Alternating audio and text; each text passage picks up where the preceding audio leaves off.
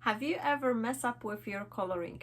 Or maybe you start coloring your image to turn out that the ink you use for stamping start bleeding. Maybe you finish your work and you're not happy with it, or maybe it's one of those days when you cannot be bothered by doing complicated coloring and shading. If that's the case, I may have a solution for you. Hello and welcome. This is Marta. Welcome on my YouTube channel. And before I will jump into the video, I just want to quickly let you know, my friends, that the end of the month on the Sunday I will have a live classes, so if you want to pop in, ask me some question, that will be a perfect time. I also decided that this new year 2022 I want to bring you a lot more value and content to my YouTube channel, and I'm gonna be doing a little series called Card Making 101, where I will be doing a little chit-chatty video of all those things you may be interested in. On this coming Friday, I will be talking a little bit of where to start, what the items I would choose for myself as a beginner, and I will tell you a little bit about my mistakes and things I was like wrongly focusing on. So if you're interested, hit the notification bell and you're not gonna be missing out. You can also go to my community tab, and I've put a little questionnaire over there to ask you what would be the next topic for me you would like to talk about. So let's jump into the video.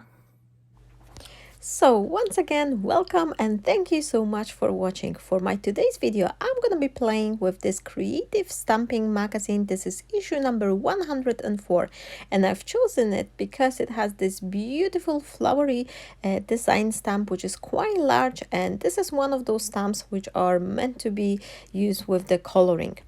And on top of the stamp set, you also get this beautiful wavy embossing folder, and everything is styled in this beautiful cherry blossom Japanese style. So I've grabbed my stamp and I'm gonna be starting from chopping the piece of the card. I'm gonna be creating my card. Initial plan for the card was A6 size, but if you know me well, you do know I'm gonna enlarge it later on. However, I want my stamp set to be in the center of this embossed panel. So what I did, I've put the stamp on the embossing folder right as I wanted it, and thanks to that I managed to position it on my stamping platform. I'm gonna stamp my image twice on two pieces of the paper, and each time I'm doing a double stamping because I want to have this nice black crisp image. I'm using the black onyx ink from Versamark, and I think this is one of the best inks I ever used, and this is my go-to stamping ink if I want to have this nice crisp image. For my card, I'm gonna be using my my brother scan and cut machine. However, you don't have to use it, and this method works best if you have the outer line for your stamping. However, if you don't have it, or if you don't have the brother scan and cut machine like I do, don't worry, my friends, I do have a solution for you as well. I create a second card where I don't needed any specific outer dies, and I also managed to use the same technique. Once I cut out the image from the panel, I have this beautiful aperture, and I'm going to be running the rest of the front panel through my embossing folder using this beautiful wavy folder. I'm gonna do very quick coloring. I'm not even bothered on doing any shading or anything like that. Just a quick fill up the image with the colors, and I'm trying to keep them quite bright so they look nice, and they're still gonna be visible. Once I have my image here, you can see how this embossed panel looks lovely on top of the stamped image, and this is why I've told you at the beginning that this technique works best if you have this outer line for your images. However, you don't have to use it. I will have a solution later on where you can stamp your image in the kind of a pattern and use some circular die, or you can actually use your pencil and Cernicus and create a circle and cut it out with your scissors. Now what I'm gonna do, I'm gonna be using a piece of the vellum which will provide me this little extra film, which I'm gonna glue in between the layers. Here you can see I have a scrap piece of the vellum, and I'm just chopping it to the size to be slightly smaller than this front panel I have with the stamped image, and I'm gonna use my glue to add it in the four corners just to glue it. I'm not using too much, just a little dots of the glue on the corners just to make sure that the vellum won't go anywhere. And as you will see on the final photo, once you put the vellum, it gives you this perfect amount of the blurriness, which will hide all the imperfection. If you have the fingerprints or something, or you slightly go over the line, or as I'm saying, you're not happy with your coloring, this is the way to do it. You're not gonna be wasting the time you invest in coloring your image, and it won't go to the waste. Just cover it with the vellum, cut a lovely aperture on top of it, and you have a ready-made card. I am lifting my front layer, a very little one, with using the double-sided foam tape. This is a 1mm foam tape, so it doesn't add any bulkiness. It will still go through the mail perfectly, but it just gives this nice effect of the dimension and provides you really interesting effect. I'm also adding a drop of the liquid glue, which will help me to position my my front panel, making sure it's super straight. And once I'm happy with it, I'm gonna glue it down. And because I didn't chop my layers equally, I'm gonna put them on a guillotine back again, and I'm just gonna very gently chop them, making sure all edges are straight.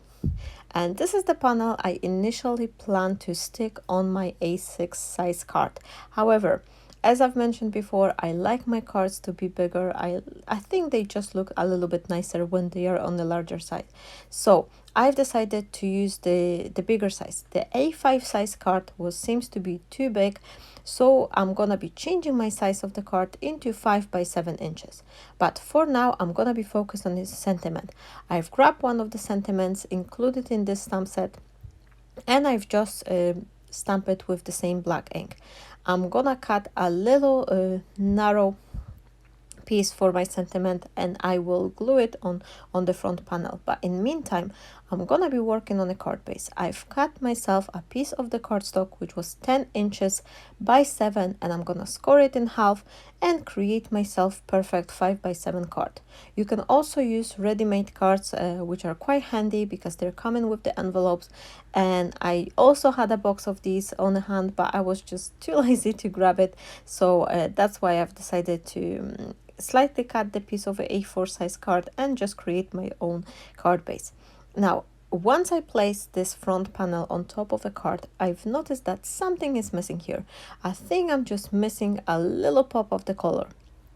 So in order to give a little bit more vibrance to my card, I've decided it's gonna be a good idea to cut another piece of the card and color it to match with the color scheme of my flowers. So I'm starting off from marking myself 2 lines so I know exactly where to cut, so my panel will be slightly bigger than the front panel, and this way once I'm gonna color the edges of it, I will have this nice border all around. For the color, I've chosen the Abaddon Coral from the Distress Inks. I have the collection of those mini inks cubes which are common handy, and I'm using this little finger dauber to color my edges. You could use blending tool, you can use a piece of the kitchen sponge, anything will work here because the Distress Oxide ink, they are blending really well. And this nice pop of the color will frame my front panel really nicely, and will add that necessary little drop of extra color that my card was needing. So once I have it ready, I'm gonna be gluing my card together, and for my front sentiment, I've stamped the Thinking of You sentiment using the same stamp set which was included in the magazine, and now I am just chopping it into this small rectangle I will place on the front of my card. And my friends, what you will see, how am I finishing the card, it will look slightly different from the final close-up photos, but actually, unfortunately, as soon as I stopped recording the card, my son came in through the studio, and the first thing he touched was my card with the freshly made drops on it. So he smeared a couple of the drops, so that's why I've tried to rescue the situation. I scraped them up, and then I've put a new slightly bigger drops on my card, so that's why it's a little bit different, but nothing else was done. And as I was mentioning at the beginning, if you don't have the outer die, you can also stamp a couple of the images and cut out larger circle or something like that, or use your scissors to cut any shape.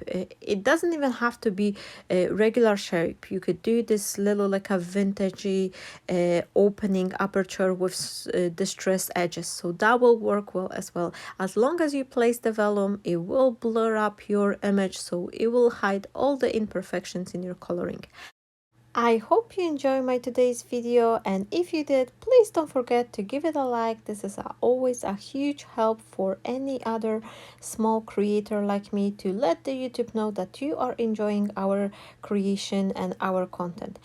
I am also warmly inviting you to my Sunday live classes on YouTube on the last Sunday of the month, and I hope you will enjoy the video I have ready for you on a Friday. Thank you so very much for watching, and I wish you all a wonderful day. Stay blessed, my friends, and bye bye.